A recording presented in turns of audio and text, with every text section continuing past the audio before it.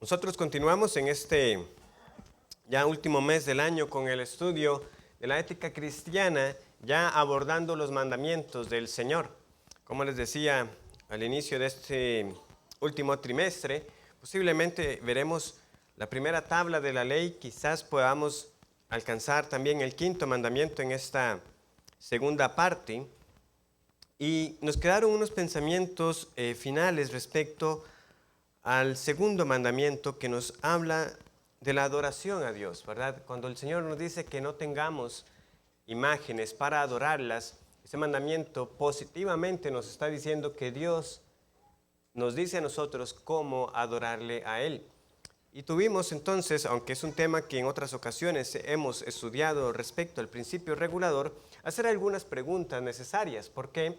Porque a pesar de que entre diversas iglesias reformadas sostienen el principio regulador, igualmente veremos que hay diferencias, principalmente en cuanto al modo de los cantos que son dados al Señor. Y vimos que hay algunos que entienden que eso debe ser simplemente el canto de salmos de manera exclusiva, otros que se pueden cantar salmos y otros cánticos espirituales, que es lo que les dije, entiendo por la diversidad de los términos que vemos en el Nuevo Testamento, pero también hay diferencias en cuanto a cómo cantarlos.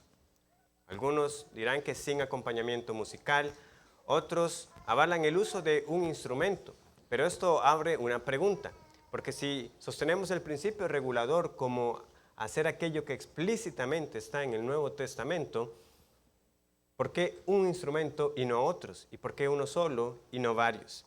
Y como vimos entonces, nosotros entendemos que aunque no los necesitamos, podemos derivar un principio de que Dios reguló el uso de estos también en el Antiguo Testamento y que si hay alguien que va a favorecer el uso de un instrumento, realmente difícilmente puede sostener el que no se pueda utilizar otros. Pero eso no quiere decir que se deban utilizar todos los instrumentos habidos por haber de manera indiscriminada, pero que sí es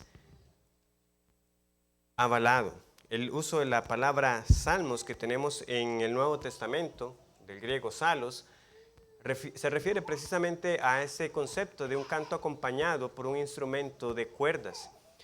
Ahora, ciertamente para el momento del Nuevo Testamento el uso primario de esa palabra iba a ser simplemente cánticos espirituales, cantos sagrados de adoración al Señor. Pero aquellos que dicen que ese sentido etimológico de la palabra de cantarlo con instrumentos ya no tiene relevancia, no tiene peso, porque realmente no es lo que nosotros hacemos usualmente con el estudio de las Escrituras. Siempre que tenemos una palabra que es importante, nosotros vemos también la raíz y el origen de esta palabra.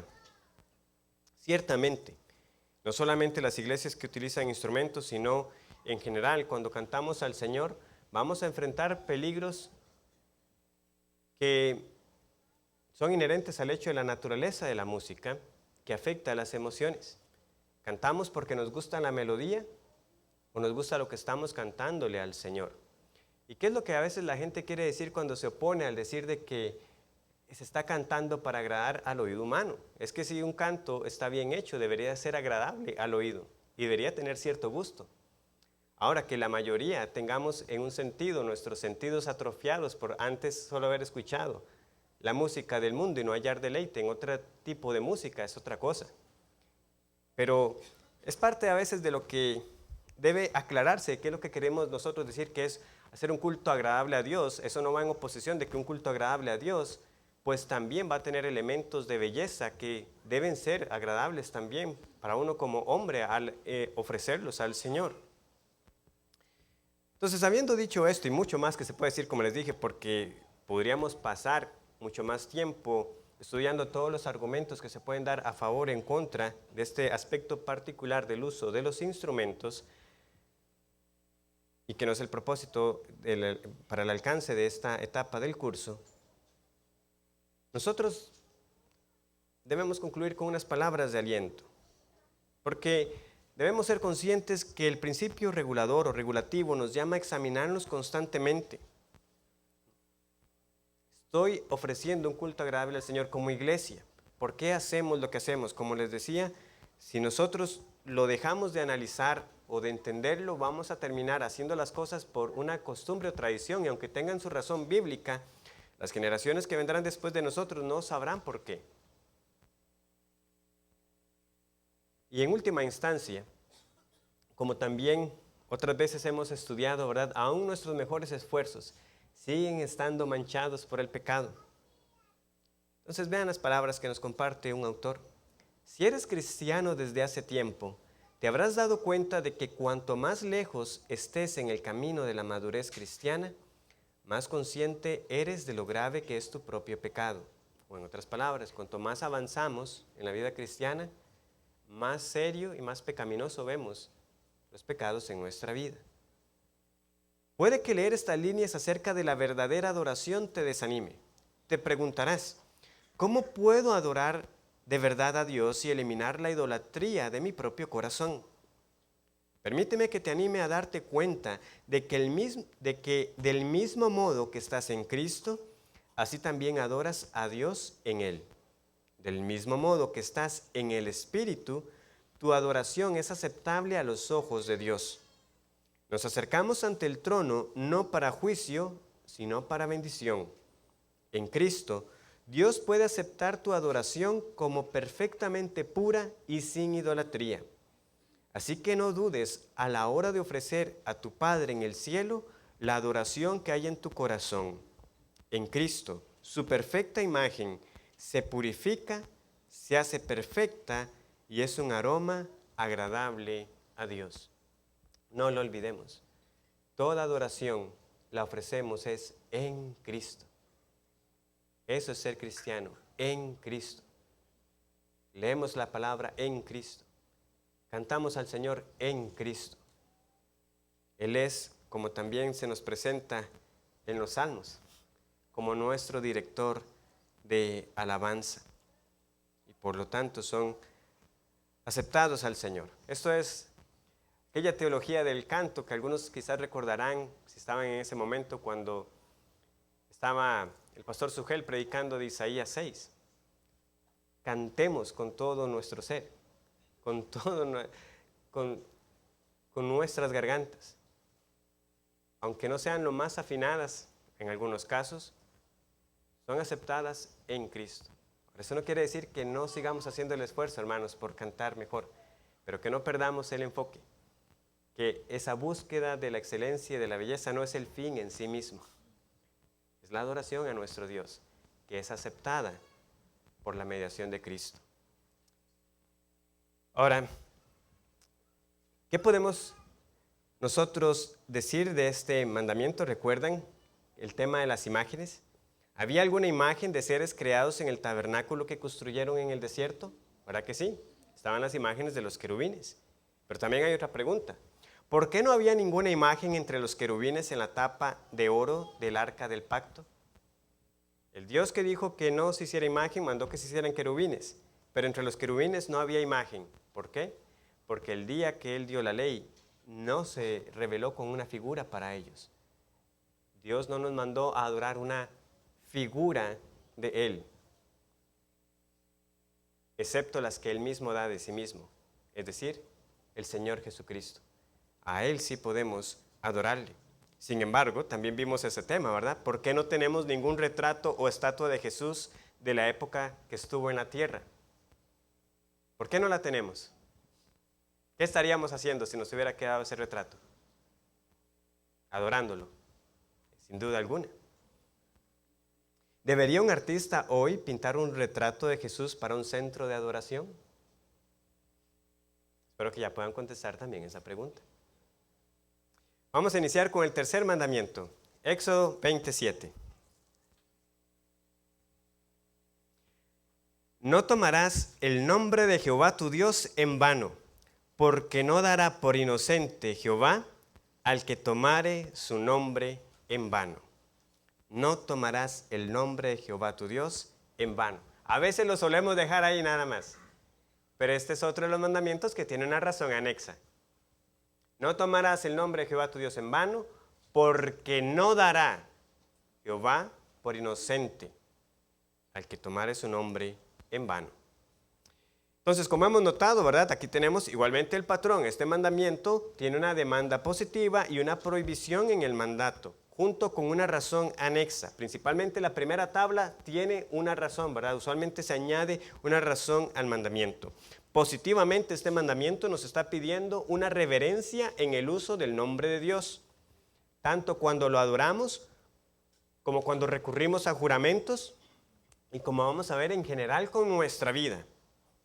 Negativamente, el mandamiento prohíbe el uso indebido del nombre de Dios y de sus ordenanzas. ¿Por qué? Ahí está muy clara la razón. El Señor no tendrá por inocente a quienes lo hagan.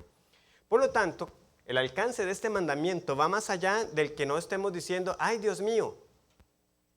Eso es algo que debería caer por su propio peso, ¿verdad? Que deberíamos como asociar con quebrantar el tercer mandamiento. El hecho de que estemos recurriendo constantemente a expresiones sin pensarlas, por costumbre, ¿verdad? ¡Ay, Dios! La sangre de Cristo, ese tipo de cosas. O el uso de las malas palabras.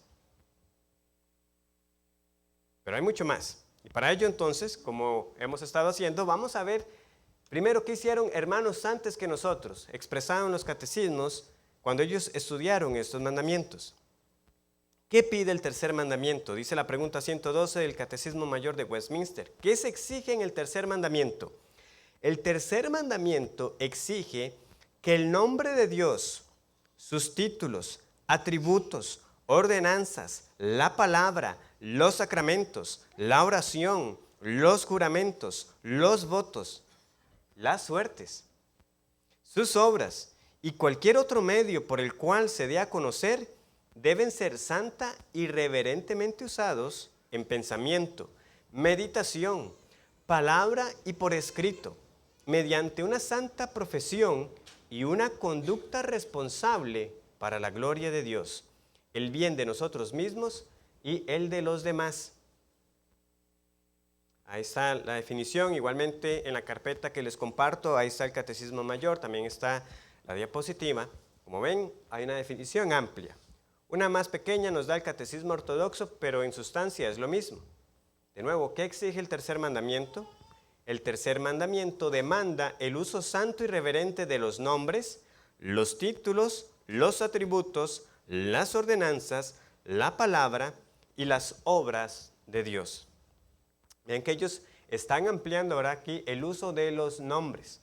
Algo también tenemos que decir al respecto, ¿verdad? Cuando algunos solo han hablado de manera especial del nombre de Jehová o Yahvé.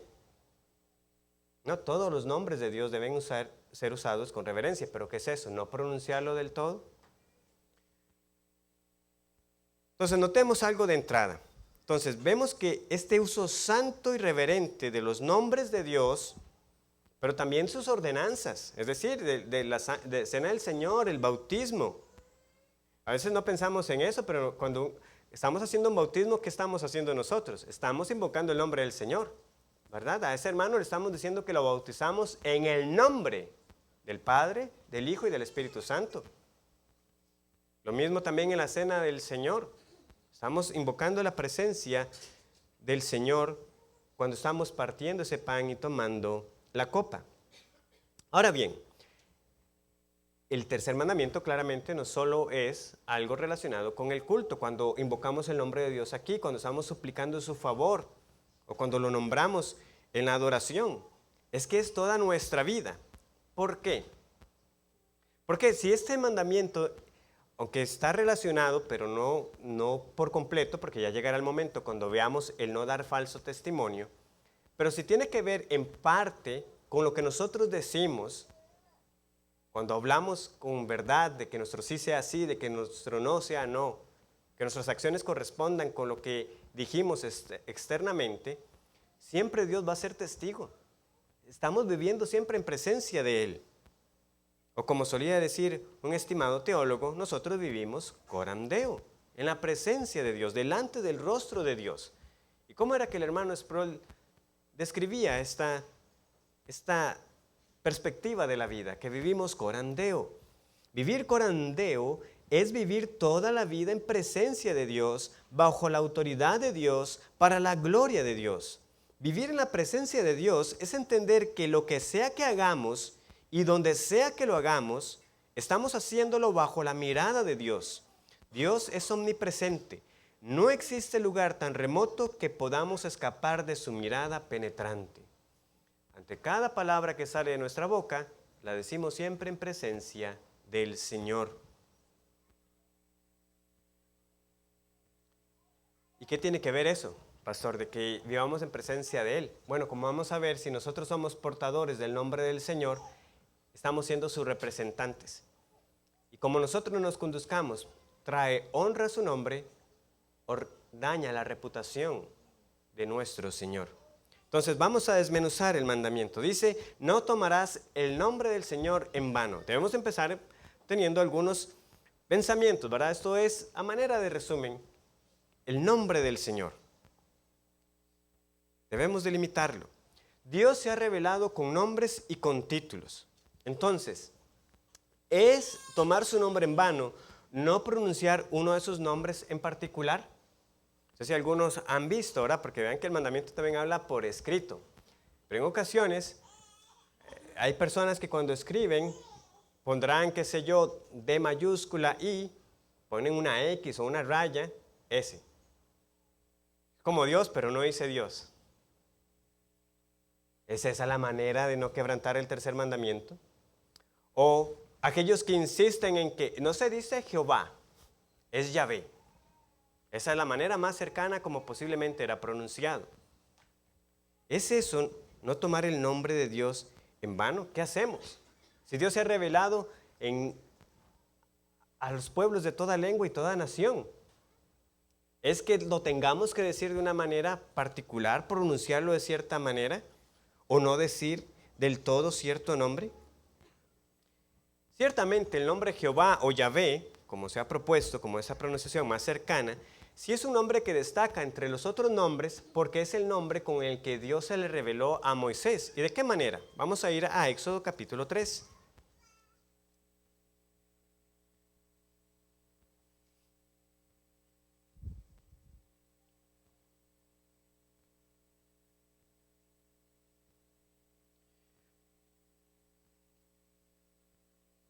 Desde el versículo 13, ¿verdad? Se entabla un diálogo. Dice así, dijo Moisés a Dios, he aquí que llego yo a los hijos de Israel y les digo, el Dios, el Elohim, ¿verdad? De vuestros padres, me ha enviado a vosotros. Si ellos me preguntaren, ¿cuál es su nombre? ¿Qué le responderé? Entonces es una pregunta muy, muy específica. ¿Cuál es el nombre de este Dios que ahora se me revela? Y respondió Dios a Moisés, yo soy el que soy. Y dijo, así dirás a los hijos de Israel, yo soy, me envió a vosotros. Además, dijo Dios a Moisés, así dirás a los hijos de Israel, Jehová, para hacer la conexión, este no es otro Dios, Jehová, el Dios de vuestros padres, el Dios de Abraham, Dios de Isaac y Dios de Jacob, me ha enviado a vosotros. Este es mi nombre para siempre, con él se me recordará por todos los siglos. ¿Ven la manera tan particular, ¿verdad?, con que este nombre es presentado? Más adelante, en Éxodo 6, el Señor le confirma lo siguiente a Moisés. En Éxodo 6:3 le dice, y aparecía a Abraham, a Isaac y a Jacob como Dios omnipotente, mas en mi nombre Jehová no me di a conocer a ellos. O sea, todo lo que estamos estudiando, ¿verdad?, en el libro de Génesis, Dios revelándose a Abraham,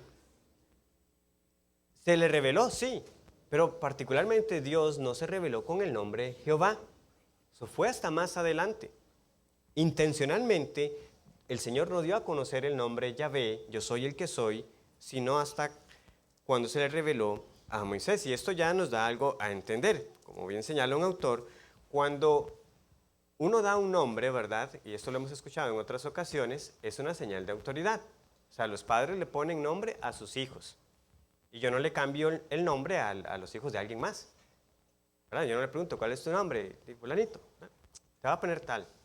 O sea, ¿quién es usted para hacer eso, verdad? Y que le llegue y le diga al papá, ¿verdad? Papi, es que dice Ronnie que ahora me llamo. O sea, estaría extraño, ¿verdad? De un problema, buscarse un problema. Entonces, porque hay una autoridad. El Padre puede dar el nombre al Hijo. Moisés le pregunta a Dios cuál es su nombre. Moisés no dice, bueno, ya que usted se me ha revelado, yo voy a decir que el Dios que... Y se inventó un nombre. No, Dios se nombra a sí mismo. ¿Por qué? Porque nadie tiene autoridad sobre Dios. Él es la autoridad última. Cada nombre que tenemos, Dios se lo ha revelado a nosotros. Pero nadie viene y le pone un nombre a Dios. De nuevo, porque hay un aspecto de autoridad y soberanía ahí involucrado. Ahora, el hecho de que Dios nos dé nombres particulares y títulos particulares, ¿verdad? ¿De qué nos ayuda? Nos ayuda para también poder invocarlo. Eso también está en parte de la pregunta. O sea, cuando yo me pregunto en cuál Dios, para poder invocarlo. Jehová. Podemos ahora llamarlo de manera puntual. Ahora, cada nombre, cada título del Señor también nos enseña algo. El nombre de Jehová podemos también tener una sesión más amplia, viendo todo lo que este nombre nos enseña a nosotros acerca de la independencia de Dios, o como también se le llama la aseidad. Yo soy el que soy, no dependo de nadie más. Es el Dios eterno, es el que siempre ha sido. Es el Dios soberano. Otros nos hablan de su poder o de Dios como proveedor, ¿verdad? Del Shaddai, Jehová Jireh, Señor de los ejércitos o Jehová de los ejércitos, ¿verdad? Que tanto leemos, que es Jehová Sabaoth. Y podríamos continuar. Todos ellos son maneras en las que Dios nos enseña algo acerca de Él. El asunto es que nosotros, de nuevo, como somos dados siempre a pecar de una u otra manera, podemos caer en errores, ya sea como el error de los judíos, pensar de que no tomar el nombre del Señor en vano, es eso, es como de todos los nombres que el Señor tiene, no pronunciar alguno, o escribirlo de manera diferente, pero no de manera completa. O, como les digo, aquellos que insisten hoy en que es que hay que decirlo de tal manera, ¿verdad? Así como con Jehová dicen que es Yahvé, que con Jesús es Yeshua, y ahí siguen, ¿verdad? Una insistencia necia en el fondo, que realmente se está perdiendo el punto del nombre con el que el Señor se ha revelado. Como también dice otro autor, cuando la Biblia habla del nombre de Dios, no señala que un conjunto en concreto de letras tenga cierta carga mística. Eso es lo que vemos en la respuesta, ¿verdad? Es el sentido del nombre. O sea, yo soy lo que soy y lo que está detrás de ello, no las consonantes particulares del alfabeto hebreo de aquel entonces. El nombre de Dios es la manera en la que la Biblia habla de la presencia de Dios en su revelación. Usar el nombre de Dios es algo serio, no porque ciertos sonidos sean santos, sino que se debe a que Dios mismo está presente en su nombre y todas sus obras lo revelan. Ahora, ¿qué hace también que sea serio usar el nombre de Dios? Como les digo, va más allá de lo que sale de nuestros labios. Es que el Señor pone su nombre en su pueblo. Vean, por ejemplo, Números 6, 27.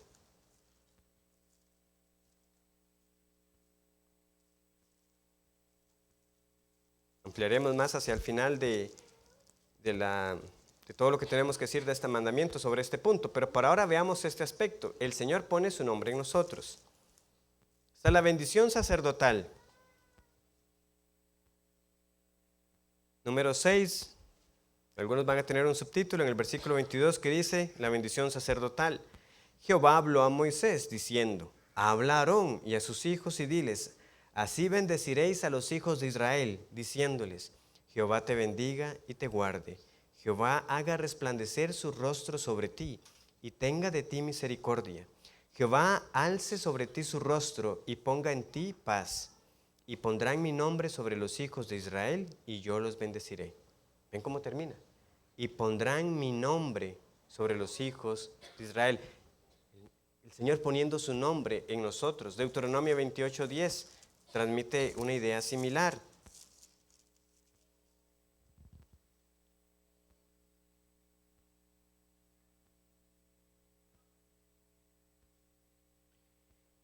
Y verán todos los pueblos de la tierra que el nombre de Jehová es invocado sobre ti y te temerán. El pueblo del Señor y el nombre del Señor es invocado sobre ti. Una idea, ¿verdad?, de que está puesto sobre uno. Entonces, ven cómo ya el mandamiento empieza a ampliarse de gran manera. Porque al ser portadores del nombre de Dios, no es solo lo que decimos, es también cómo nos conducimos, que también puede traer afrenta al Señor y su reputación. Por supuesto, en Cristo tenemos al portador por excelencia del nombre divino. Esto también es algo que no podemos pasar por alto. Al punto de que el Nuevo Testamento, ¿verdad? En Hechos 4:12 nos dice que no hay otro nombre en el que podamos ser salvos. Eso sería impensable, ¿verdad? Si Cristo no fuera Dios. No hay otro nombre en el que podamos ser salvos. Es este nombre también sobre el cual toda rodilla se doblará. Nuevamente, un aspecto de soberanía y de autoridad. Vamos a leer este pasaje, aunque es conocido, Filipenses 2, del 9 al 11. Nos dice a nosotros, por lo cual Dios también le exaltó hasta lo sumo, y vean lo que dice, y le dio un nombre, que es sobre todo nombre. O sea, uno no pudiera pensar en un nombre por encima de Dios, pero aquí se nos dice de Cristo que se le ha dado un nombre que es sobre todo nombre, para que en el nombre de Jesús se doble toda rodilla de los que están en los cielos y en la tierra y debajo de la tierra, y toda lengua confiese que Jesucristo es el Señor, para gloria de Dios Padre. En un sentido también toda la creación porta el nombre de Dios. El conocido Salmo 19, ¿verdad? Nos dicen que los cielos declaran la gloria de Dios. Y puntualmente, en un pasaje que luego vamos a repasar, porque algunos a veces entienden que no se puede jurar por estas palabras de Cristo, en Mateo 5, dice el Señor lo siguiente, además, habéis oído que fue dicho, Mateo 5:33, además habéis oído que fue dicho a los antiguos, no perjurarás, sino cumplirás al Señor tus juramentos. Pero yo os digo, no juréis en ninguna manera, ni por el cielo, porque es el trono de Dios, ni por la tierra, porque es el estrado de sus pies, ni por Jerusalén, porque es la ciudad del gran rey, ni por tu cabeza jurarás, porque no puedes hacer blanco o negro un solo cabello. Pero sea vuestro hablar sí, sí, no, no, porque lo que es más de esto, de mal procede. ¿Qué es lo que el Señor nos está dando a entender acá? Es que no importa lo que usted quiera invocar, de nuevo, porque algunos pensaban, no voy a usar el nombre del Señor en vano, entonces voy a jurar por el cielo, por la tierra. Dice Cristo, inútil. El cielo es de Dios, la tierra es el estrado de sus pies, ni por usted mismo. Usted no puede cambiar ni el color de un solo cabello suyo. ¿Por qué? Porque todo le pertenece al Señor. Toda la creación grita que tiene un hacedor. Entonces, toda la creación también en un sentido lleva ese nombre del Señor. Entonces no importa que tratemos de jurar por cualquier otra cosa, en el fondo estamos jurando por el Señor porque al final de cuentas todo le pertenece a Él. Entonces Dios se da a conocer, Él revela sus nombres. Esto aplica para cada persona de la Trinidad. También tenemos nombres para el Hijo, tenemos al Espíritu Santo, que también es llamado el Espíritu de Dios, el Espíritu de Cristo. Y que luego, como veremos, la blasfemia contra el Espíritu Santo es el pecado imperdonable. Entonces, nosotros mismos llamamos el nombre del Señor si somos de su pueblo. La creación le pertenece a Él. No podemos jurar por nada de la creación porque en el fondo es jurar en el nombre de Dios. Entonces vemos cómo, en última instancia, podemos ver en este mandamiento que todo pecado se pudiera traducir como quebrantar el tercero, como tomar el nombre de Dios en vano. Bueno, ya vimos algo sobre el nombre de Dios, pero entonces, ¿qué es tomar el nombre? Tomar el nombre, eso es lo que nos dice, no tomarás el nombre de Dios en vano, o el nombre de Jehová tu Dios. Tomar el nombre va más allá, como he insistido a lo largo de la clase, de simplemente lo que sale de nuestra boca. De hecho, la palabra se traduce en distintas partes como alzar o levantar, también se traduce como cargar, como llevar. Por eso es que uso este término de ser portadores del nombre del Señor. Es como que lo llevamos con nosotros, más que lo que hablamos. es como no llevarás el nombre de Dios en vano. ¿Ven cómo ya el mandamiento cambia un poco más en su alcance si lo entendemos de esa manera? No cargarás, no llevarás el nombre de Jehová tu Dios en vano. Por dar un ejemplo, una analogía, que obviamente toda analogía siempre tiene sus limitaciones, pero lo veo más cercano al tema de los apellidos que nosotros tenemos, ¿verdad? Los llevamos con nosotros. Sí, nos presentamos por nombre, pero a veces es necesaria una presentación más formal. Mi nombre es Ronnie y digo mis apellidos. Ahora, ¿qué pasa con nuestros apellidos? A veces la conducta de uno o de unos miembros de la familia traen afrenta al apellido de la familia. Entonces van a hablar de, espero que no haya ningún Domínguez. Es que los Domínguez. ¿Por qué? Porque la conducta de unos ha traído afrenta a la familia. De esa manera nosotros, hermanos, al ser portadores del nombre de Dios, ven cómo debemos conducirnos en este mundo, que no desaprovecha la mala conducta de uno que diga ser cristiano para hablar de todos los cristianos. Y no debemos verlo simplemente como no, es que ellos no van a desaprovechar la oportunidad. Es que bueno, eso es lo que el Señor nos está diciendo. No lleve mi nombre en vano. No traiga reproche a mi nombre. Yo he puesto mi nombre en usted. Llevamos el nombre del Señor. Hermanos, hay dos aspectos. Aquí me estoy centrando un poco en ese aspecto negativo, ¿verdad? Que con nuestra conducta traemos reproche. Pero no olvidemos que hay una parte positiva. También podemos traer honra al nombre de nuestro Dios. Pero aquí estoy centrándome en el hecho para que veamos lo que el mandamiento dice. No llevarás el nombre de tu Dios en vano. Pensémoslo como ese apellido.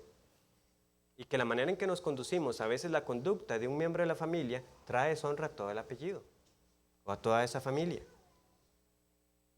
Así de estrecha es la relación si somos de la familia de Dios. Un autor trae un pasaje que quizás al leerlo a primera vista no lo veríamos relacionado con el tercer mandamiento, pero sí lo es. Vamos al Salmo 24.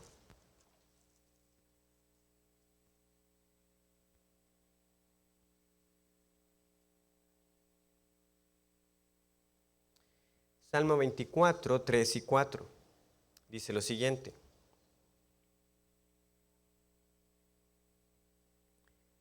¿Quién subirá al monte de Jehová? ¿Y quién estará en su lugar santo?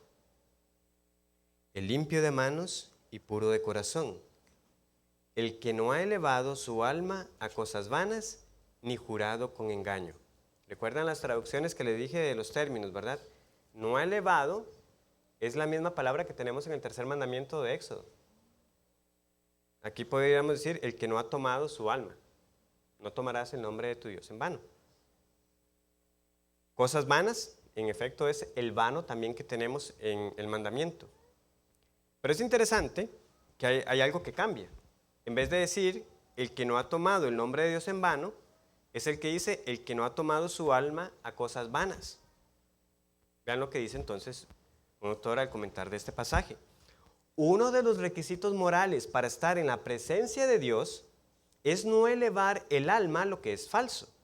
Elevar aquí es nasa en el término hebreo, que es tomar en el tercer mandamiento. Y lo que es falso, shav, es traducido en vano en el tercer mandamiento. Es probable que el Salmo aluda al mandamiento. Sin embargo, es interesante que en el Salmo su alma sustituye al nombre de Jehová tu Dios. Aquí, entonces, en el contexto del culto en el templo, elevar el alma a la vanidad equivale a elevar el nombre de Dios a la vanidad, lo que indica una estrecha conexión entre el alma y el nombre de Dios. Dios está tan identificado con los creyentes que contaminar nuestra propia vida, o nuestra alma, es contaminar su nombre. Así que de nuevo vemos que el mandamiento gobierna toda la vida. Ese es el que puede estar en la presencia del Señor, el que no contamina su propia vida, el que no trae afrenta al nombre del Señor. Otra manera de verlo. Entonces, finalmente, no tomarás el nombre de Jehová tu Dios en vano. ¿Qué es lo vano? Hay varios términos, ¿verdad?, que a veces leemos como vanidad en la Escritura. El término es también bastante amplio. Incluye la falsedad y la mentira como tal. De hecho, si nosotros vamos a Deuteronomio 5:20, tenemos esa palabra, pero utilizada en otro mandamiento. Vean lo que tenemos. Deuteronomio 5:20. No dirás falso testimonio contra tu prójimo. Pero ese es el 9º mandamiento. No es el 3º, pero es el mismo término. O sea, no dirás vanidad contra tu prójimo. Pudiera ser una traducción. Ahora, como les digo, aunque hay una relación, ya luego veremos todo lo que tiene que ver en cuanto a la mentira. Pero parte del 3er mandamiento tiene que ver con la verdad. Cuando yo invoco el nombre del Señor, yo estoy hablando con la verdad. No estoy hablando vanidades, en ese sentido, falsedades. Éxodo 23:1. Vamos también para que veamos ese término utilizado con relación a lo que es falso.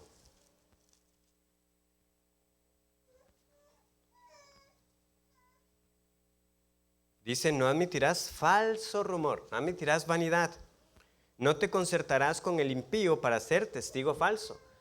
O sea, uno lee esto y uno pensaría, es más, esto tiene que ver más con el 9º mandamiento.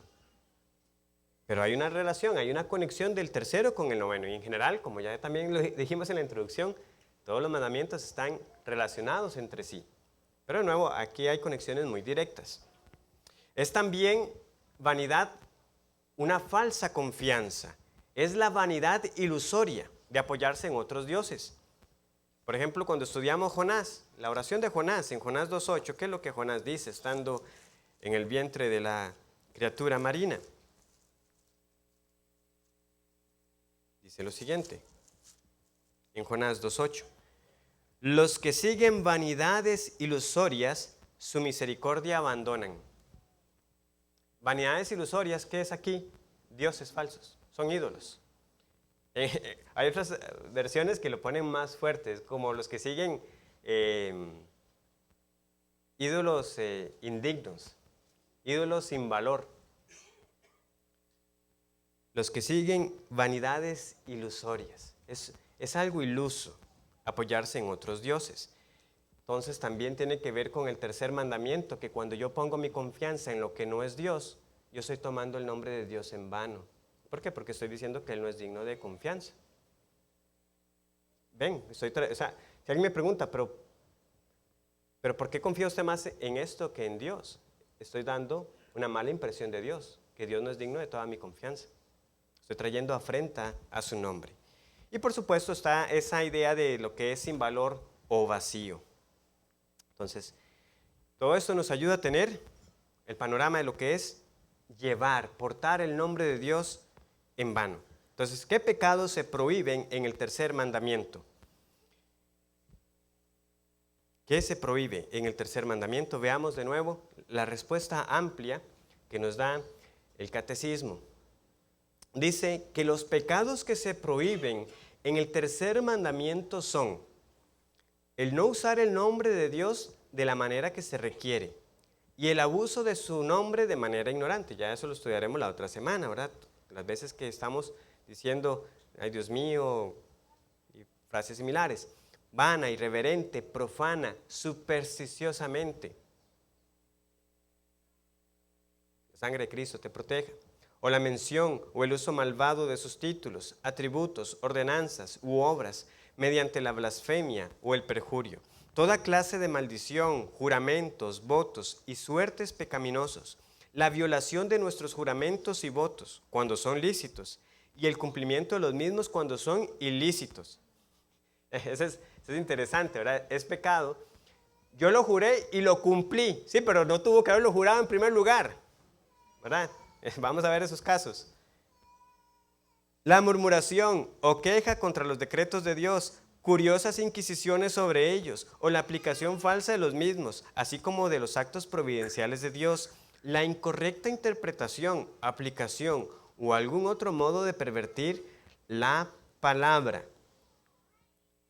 Bueno, esto es algo también que uno debiera considerar. Me equivoqué en la interpretación de un pasaje, pero no fue intencional. O sea, así fue como lo entendí. Bueno, pero si erramos en la interpretación de la palabra, ellos están diciendo, estás quebrantando el 3er mandamiento. o de algún otro modo de pervertir la palabra o alguna parte de ella, por chanzas. Esa palabra chanzas, ¿verdad? ¿Qué significa eso? De manera burlona, sinceridad. Yo nunca había leído esa palabra. Profanas, cuestiones curiosas o inútiles, charlas vanas o el sostener falsas doctrinas, en abusar el nombre de Dios, las criaturas o cualquier cosa que está denominada bajo el nombre de Dios, usándolos como si fuesen encantos o con prácticas y concupiscencias pecaminosas, la difamación, desprecio, injuria o cualquier forma de oposición a la verdad, gracia y caminos de Dios, en hacer profesión de religión con hipocresía o por fines siniestros, avergonzarse de ella o avergonzarla por medio de una vida deshonrosa, insensata, infructuosa y ofensiva, o en abandonarla. Todo esto está aquí. Por supuesto, habrá algunas consideraciones sobre el espacio para el humor en la vida cristiana, para lo que algunos podrían denominar lenguaje fuerte, distinto al lenguaje simplemente soez o vulgar. Entonces continuamos, hermanos, la próxima semana. Que el Señor les bendiga.